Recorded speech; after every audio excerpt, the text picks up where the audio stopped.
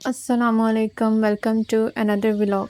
यहाँ नमाज़ पढ़ने के बाद मैं अपनी बालकनी में आई हूँ। यहाँ से आप नज़ारे देखें, सुबहान अल्लाह, क्या नज़ारा है। नबी पाक सल्लल्लाहु अलैहि वसल्लम ने फरमाया है कि हमारे और काफ़िरों के दरमियान फ़र्क सिर्फ नमाज का है। जिसने नमाज छोड़ दी उसने कुफ्र किया।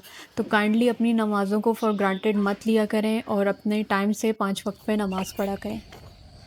सुबह का सीन ही कुछ और होता है ना, सब कुछ फ्रेश, हल्का सा ठंडा मौसम और ये बर्ड्स। माशाल्लाह से हमारी यूनिवर्सिटी इतनी साफ़ है और इतनी प्यारी बनी हुई है कि इसको देख के ही मूड फ्रेश हो जाता है।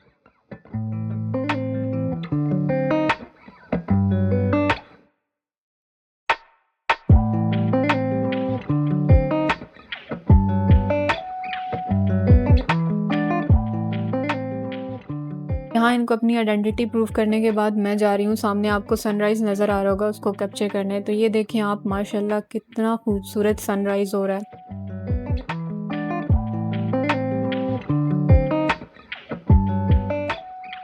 सो peaceful and so clean environment.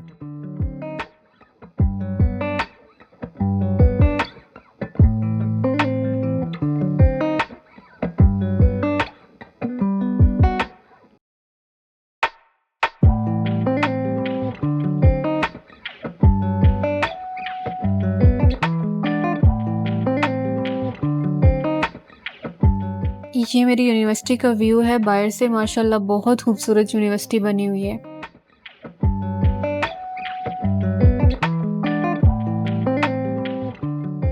और यहाँ पे मैं आ गई हूँ स्टेशन पे and now we will wait for the bus. ये बस मैप है कि कौन सी बस कहाँ पे जाती है, बट ये चाइनीज़ में है, so we are not going to read it.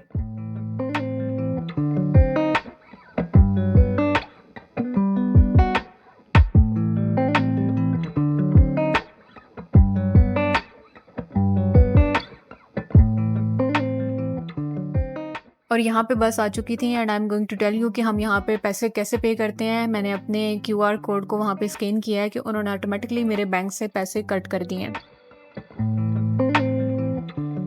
यहाँ बस स्टेशन पे उतरने के बाद भी we are not at our final destination, so अभी हम पकड़ेंगे स्कूटी।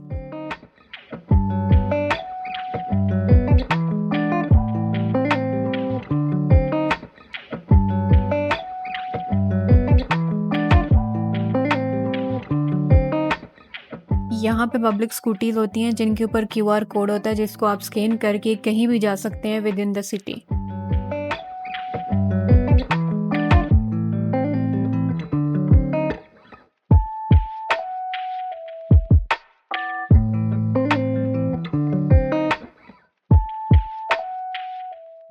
लोग प्रेजेंट या फ्यूचर की तरफ जा रहे हैं, बट मैं आज जा रही हूँ पास्ट की तरफ और आपको भी ले चलती हूँ पास्ट की तरफ।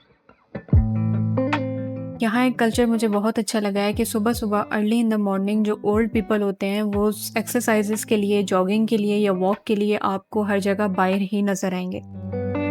सो here we are at our final destination, ये है कन्फ्यूशियन टेंपल। अब ज़रा आँखें बंद कर लें और सोचें कि आप एक पुराने शहर के अंदर जा रहे हैं, जहाँ गलियाँ पतली हैं, लोग बैम्बू स्क्रॉल्स हाथ में लिए कुछ लिख रहे हैं, हवा में खुशबू है इंक की और लकड़ी की, कोई माइक नहीं, कोई स्क्रीन नहीं, लेकिन हर तरफ इल्म का नूर है। और इसी शहर के एक कोने में एक सिंपल सा घर है, जहाँ एक इंसान बैठकर दुनिया को समझाने की कोशिश कर रहा है। उसका नाम है कॉन्फ्यूसी, जिसे हम आज कन्फ्यूशियस कहते हैं। ये कहानी शुरू होती है चूफू, चाइना के एक पुराने शहर से, जहाँ 551 बिफोर क्राइस्ट में कन्फ्यूशियस पैदा होता है।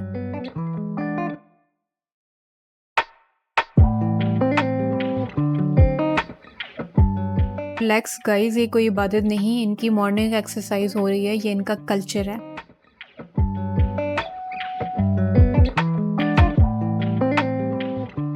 उस वक्त चाइना में जंगें होती थी, लोग डिवाइडेड थे और सोसाइटी में ना सिस्टम था ना इंसाफ। मगर कन्फ्यूशियस एक ऐसी सोच लेकर आता है जो कहता है अगर हर बंदा अपना काम ईमानदारी से करे, बड़े की इज्जत करे और तालीम हासिल करे तो सोसाइटी खुद ब खुद सेट हो जाएगी। बस फिर क्या था, लोग उसकी बातें सुनने लगे। वो किसी मज़हबी नबी जैसा नहीं था, लेकिन उसकी बातें इतनी गहरी और पावरफुल थी कि लोग उसे उस्ताद मानने लगे। उसके छोटे से कोर्टयार्ड में स्टूडेंट्स आते, मिट्टी पे बैठकर उसके लेक्चर सुनते। आज जहाँ आप और मैं कन्फ्यूशियस टेम्पल देख रहे हैं, उसी जगह पे वो लोग बैठ के दुनिया बदल रहे थे। आपको 3 एंट्रेंस गेट्स नज़र आ रहे होंगे, तो इनके पीछे भी एक कहानी है। First gate heaven, second gate earth और थर्ड गेट मैनकाइंड का सिंबल है।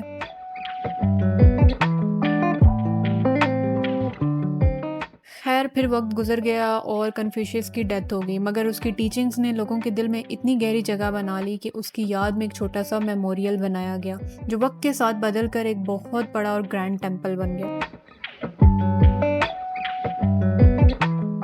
आज जहाँ मैं कैमरा लेके घूम रही हूँ, ये कोई सिंपल टूरिस्ट स्पॉट नहीं है। ये वो जगह है जहाँ पहले लोग एजुकेशन को इबादत समझते थे। कन्फ्यूशियन टेम्पल सिर्फ दीवारें और छतें नहीं हैं, ये सोच का एक मरकज़ है। देखो यार, कन्फ्यूशियन टेम्पल का आर्किटेक्चर कोई रैंडम डिज़ाइन नहीं है। इसके पीछे पूरा चाइनीज़ कल्चर और थिंकिंग सिस्टम छुपा हुआ है। ये चाइनीज़ ट्रेडिशन का क्लासिक स्टाइल है, जिसमें बिल्डिंग्स हमेशा साउथ फेसिंग होती हैं, क्योंकि साउथ चाइना में वार्मथ और लाइट की डायरेक्शन है, और चाइनीज़ कल्चर में साउथ फेसिंग होना पॉजिटिविटी और हार्मोनी का सिंबल है। बात करते हैं आर्किटेक्चर पे। पिलर्स और डोर्स रेड कलर यूज़ होता है, क्योंकि चाइना में रेड मतलब लक, पावर और रिस्पेक्ट। आपने टेम्पल के अंदर काफ़ी जगह पे ड्रैगन देखा होगा। चाइनीज़ कल्चर में ड्रैगन जो है वो सिंबल है पावर, विजडम और प्रोटेक्शन का। रूफ डिज़ाइन का कर्व अपवर्ड होता है, इसे कहते हैं फ्लाइंग ईव्स। ये ना सिर्फ खूबसूरत होता है, बल्कि चाइनीज़ बिलीफ के मुताबिक बुरी चीज़ें जैसे इविल स्पिरिट्स को ऊपर उठा के दूर फेंक देता है। टाइल्स यूज़ हुई हैं रूफ पे। येलो सिर्फ किंग्स के लिए अलाउड होता था, लेकिन यहाँ यूज़ हुआ है। इससे ये आइडिया मिलता है कि कन्फ्यूशियस की रिस्पेक्ट किसी एम्पेरर से कम नहीं थी। यहाँ लोगों ने अपनी विशेज़ लिख के बांधी हुई थी।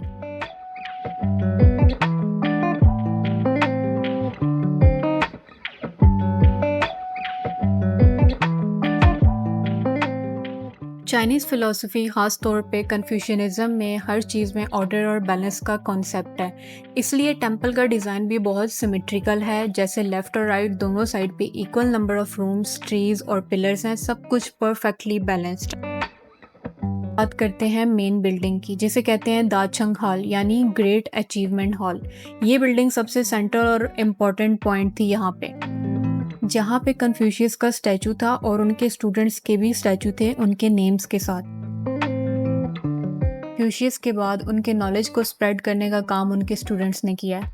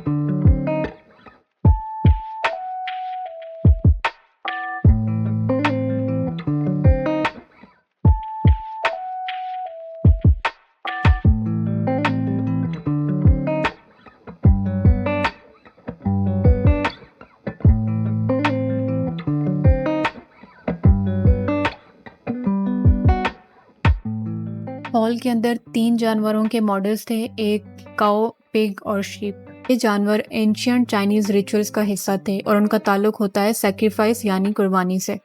यहाँ कुर्बानी से मतलब छुरी वाला सीन नहीं है, ये सिंबॉलिक कुर्बानी होती थी। जैसे कि कन्फ्यूशियस की बर्थडे या एजुकेशन रिलेटेड सेरेमनीज, तो काऊ, पिग या शीप को रिचुअल्स ऑफरिंग्स के तौर पे प्रेजेंट किया जाता था।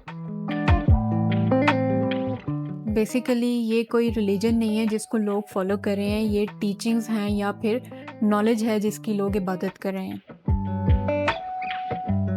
तो हाँ जी, China not only having factories और technologies, but it is having a long and rich history.